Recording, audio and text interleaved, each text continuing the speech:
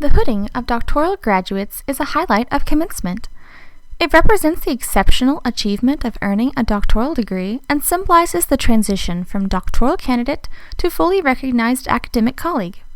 As the hooding faculty, you play an important role in this process.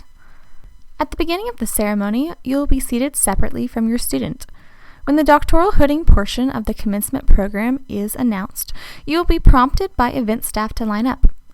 At that point, you will be joined with your student, and event staff will be there to assist you. When their name is called, you will follow your student across the stage. They should have their hood draped neatly over their right forearm, with the velvet edge facing outward, and the lining, maroon and white for Texas A&M, folded to display the university colors. They will first accept their diploma tube from their school or college dean. Next, the dean of the graduate and professional school will offer congratulations. Then it is time for you to hood your student. The stage party member who takes the hood from your student will hand it to you, positioned for you to execute the hooding process.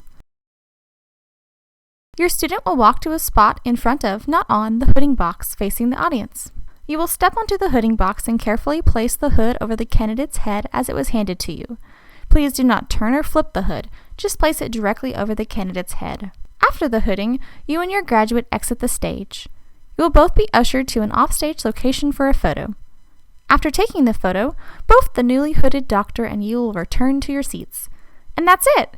You will have successfully participated in this ceremonial act that honors not only the candidate's academic excellence and future academic contributions, but also the mentorship, perseverance, and community that made the journey possible.